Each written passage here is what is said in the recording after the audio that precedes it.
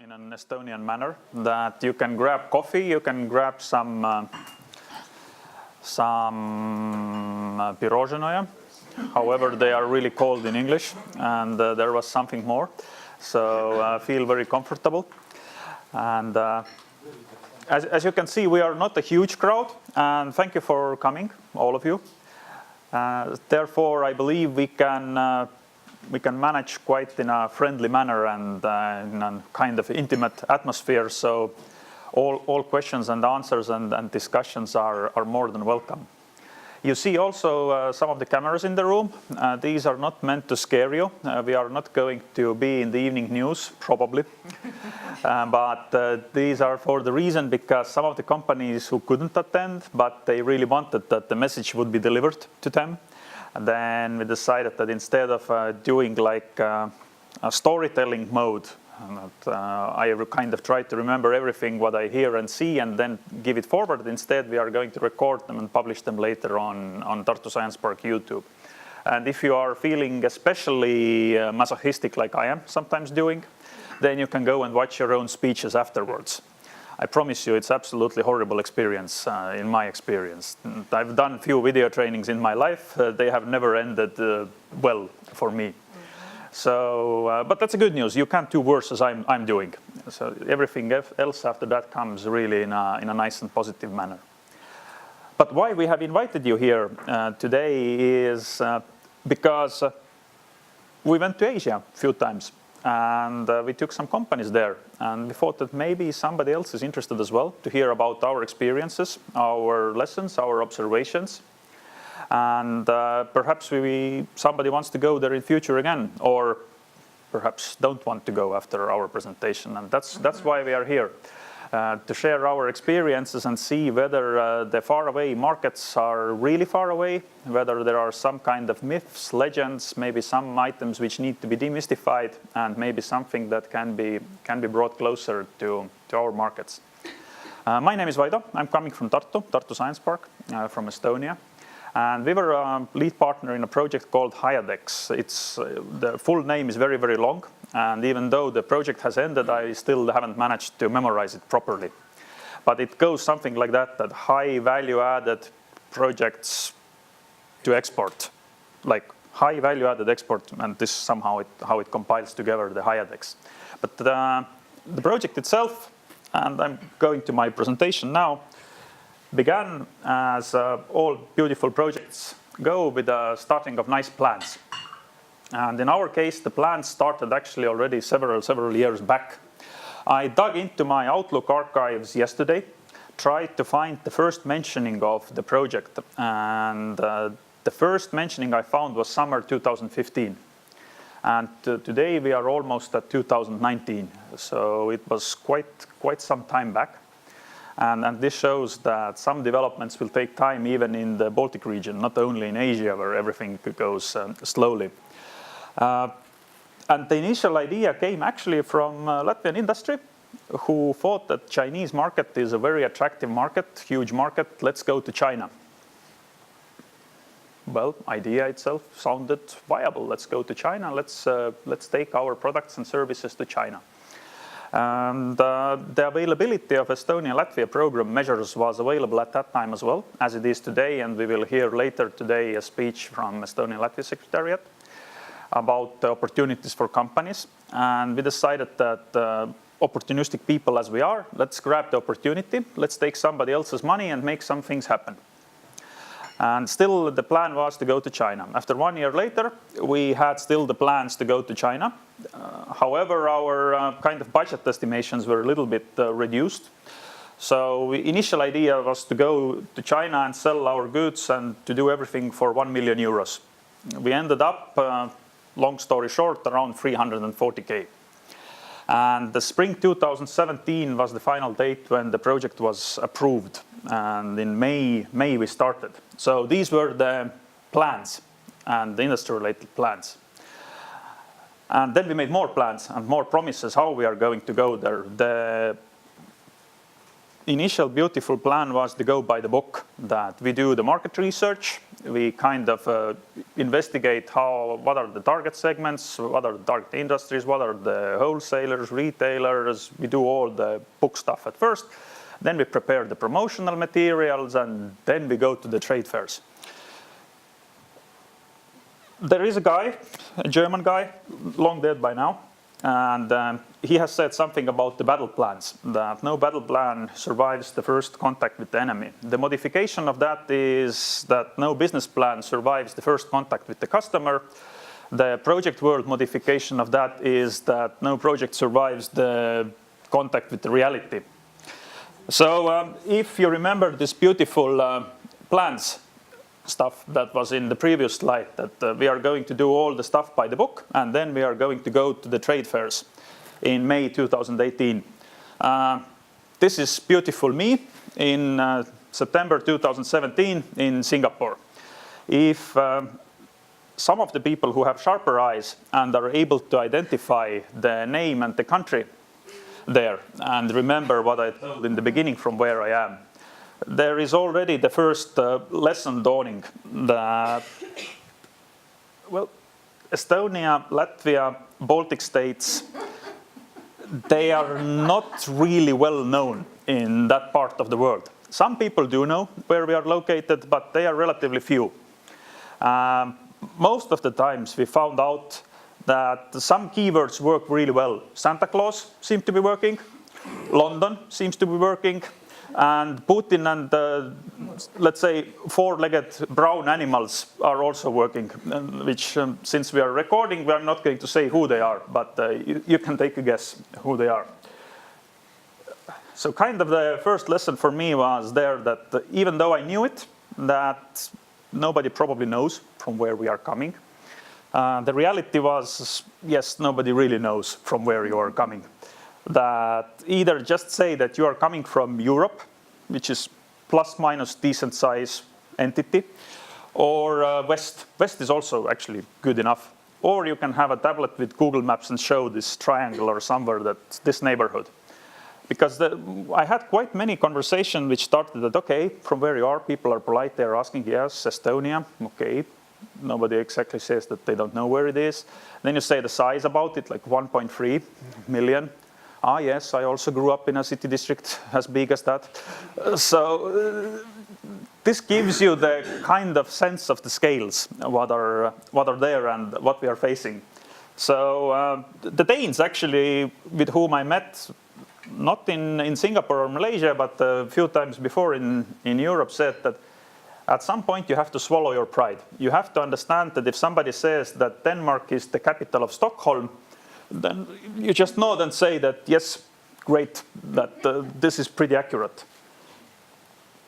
And this is the picture of the first, of our first days in the trade fair in Singapore, in Vitafoods Asia. Can anybody tell me what's wrong in this picture?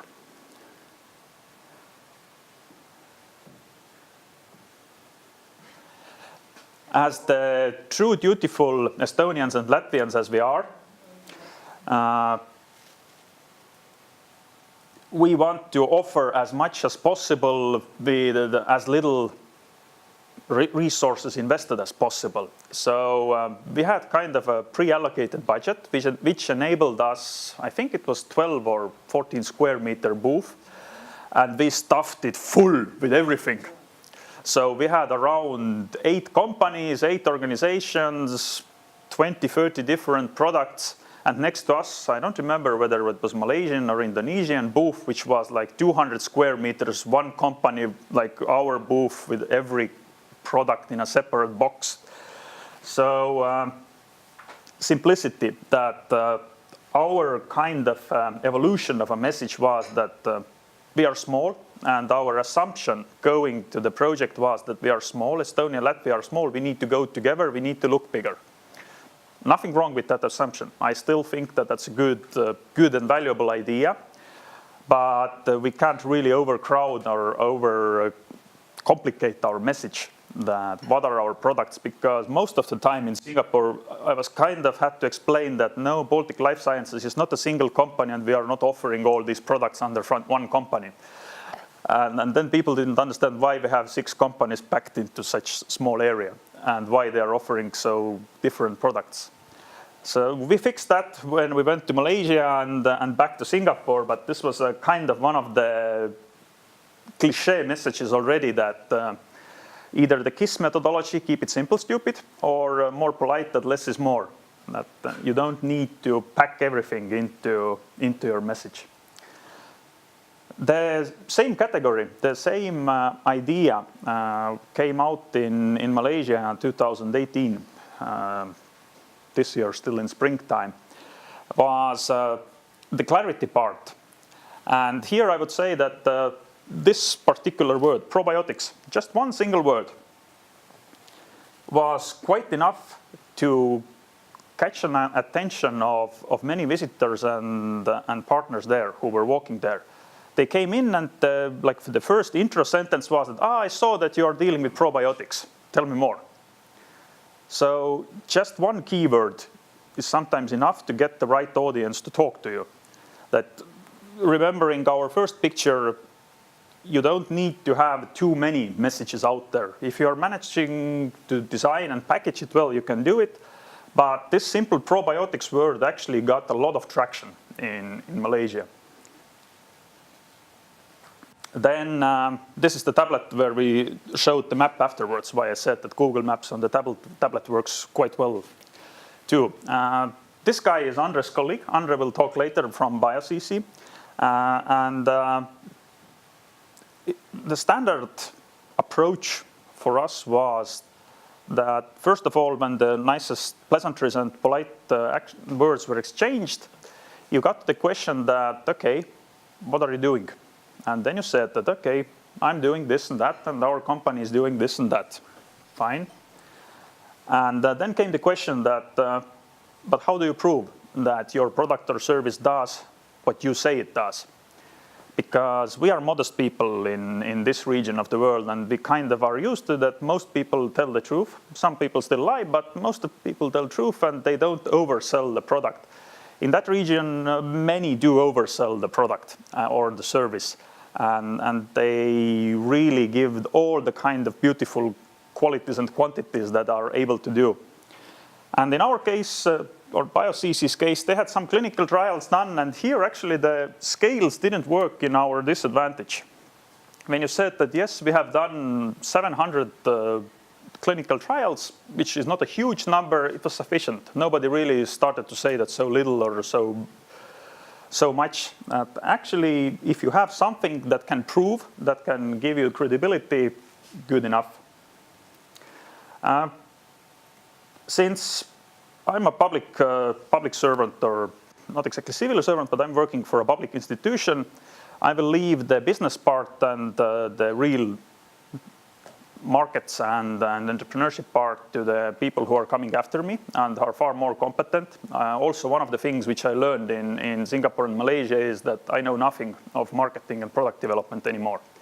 I have studied marketing for 4 or 5 years. I've worked at the manufacturing industry in 8 years, and I thought I didn't felt unconfident. I went there, I felt that, okay, I do know something. I went there, I understood that I know nothing anymore. That opportunities that are available in product development and everywhere, they are absolutely intense and impressive. But I did make few impressions and few observations. And one of the observations was about dress code, which actually is important there sometimes, because when we were in Malaysia in May this month, the temperature was, of course, mild 35 degrees, 36 degrees, if I'm not mistaken, if I remember right. So a few of our guys came in with shorts and sandals, and they weren't let into the venue because the dress code demanded that you are dressed like this, and they followed it strictly. So, and even if it was Sunday and they just wanted to make the preparationary work, we weren't even in the fair itself. Also, just to set up the booth, you had to do it. You had to be dressed properly. I managed to go through, I think, 6 or 7 shirts per day by that time. It was a pretty demanding experience. But please do mind that. really classical, like chess, like your opening moves, counter moves, opening moves, counter moves is you first get to talk to a pawn, like a guy like me. He asks the mandatory questions.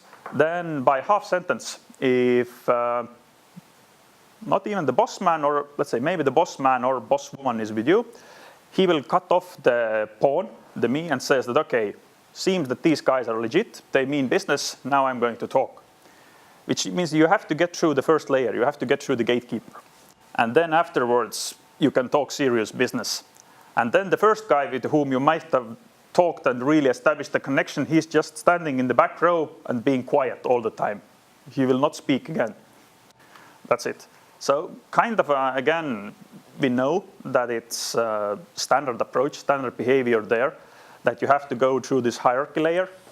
But seeing it in reality and encounter after encounter or meeting after meeting, it gets funny.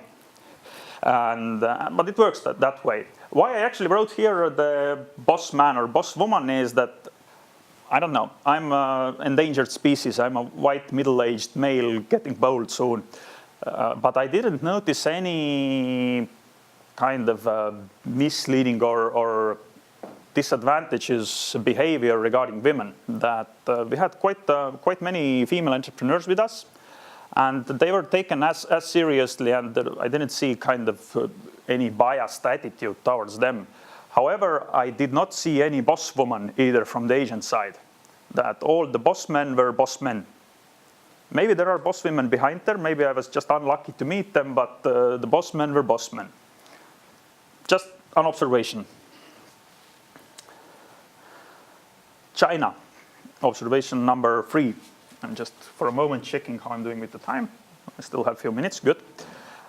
China is a subject which should be treated carefully, is my observation. In Southeast Asia, and Southeast Asia in our, let's say, context consists of Malaysia, Singapore, Indonesia, Philippines, Vietnam, and they consider South Korea also in there. Everybody has an opinion about China, about Chinese products, about Chinese behavior, and they are from one wall to another wall. So quite often those opinions are not the most positive ones. So this is something to consider and something to, as I'm saying, tread carefully in the topic of China.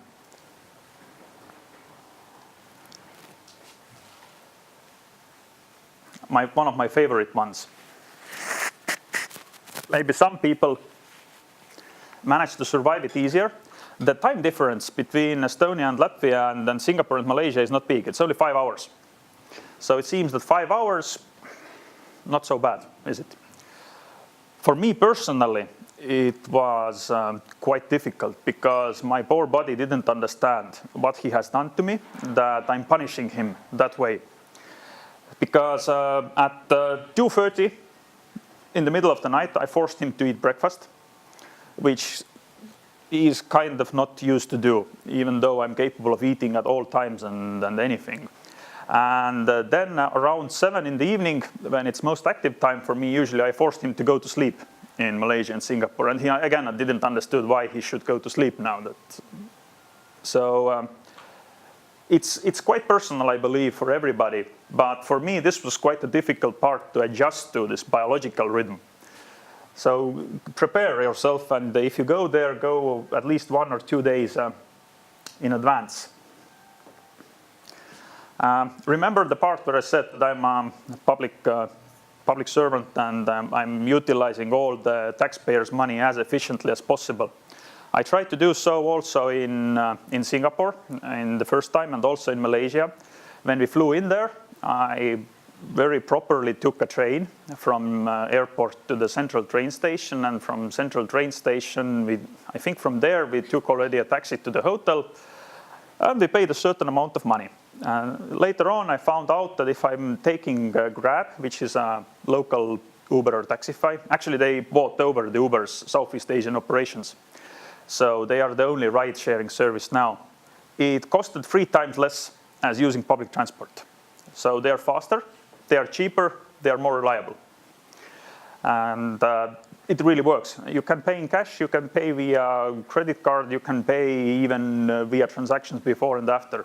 So we used it a lot, and it really works.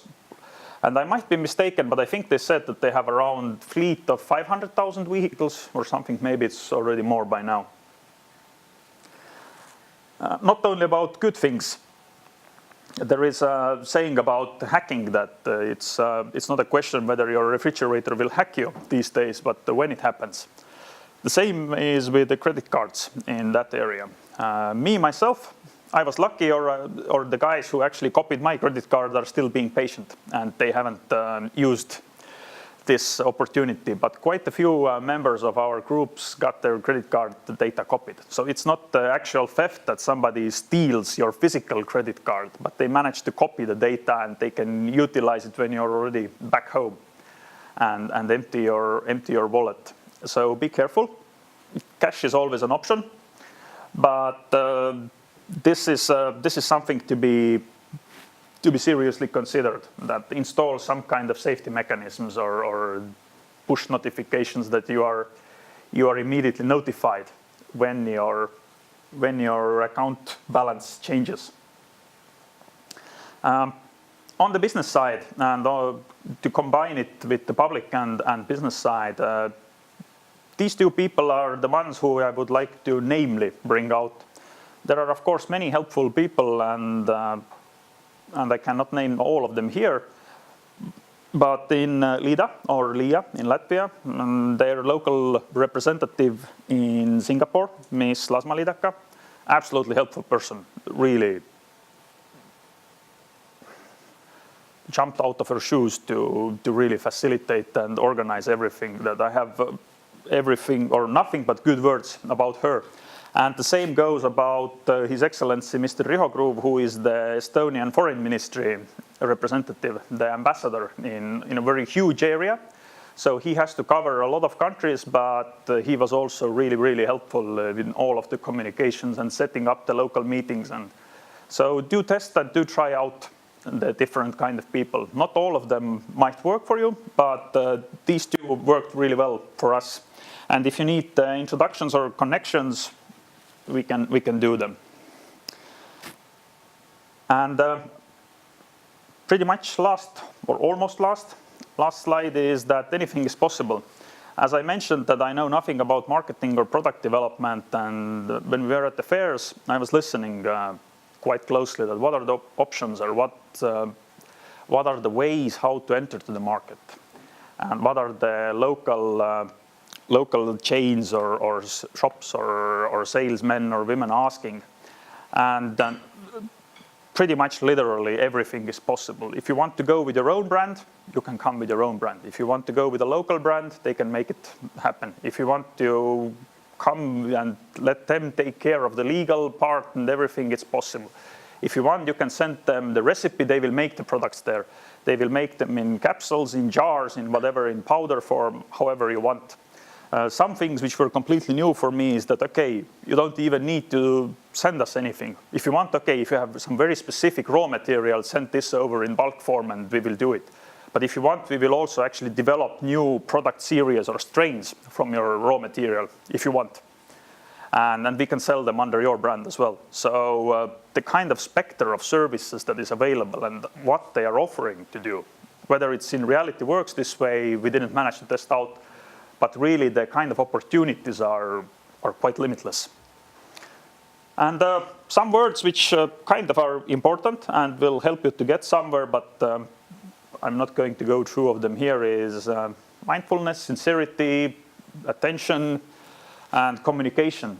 Maybe just a word on communication, because again, from our region, we are, yes? No? Okay.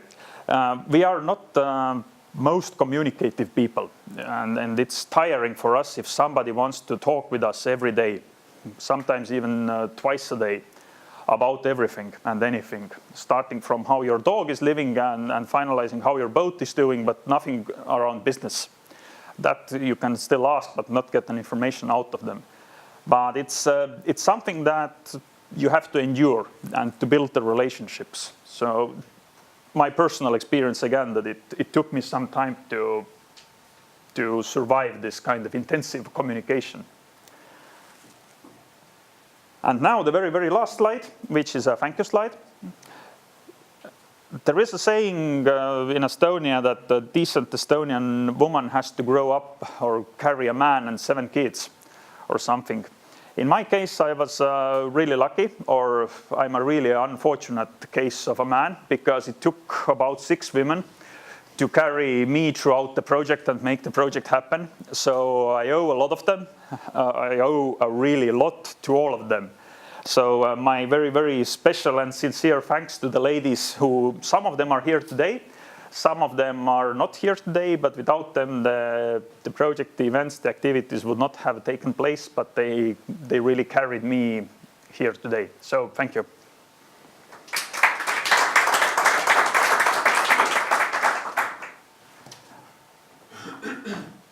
And now I'm changing the hats and saying that my part is done.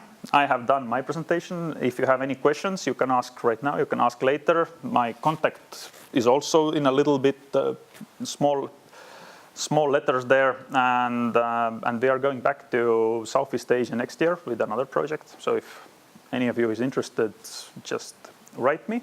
But I would like to ask the next presenter, Katrina. And I will just put on the presentation in a minute.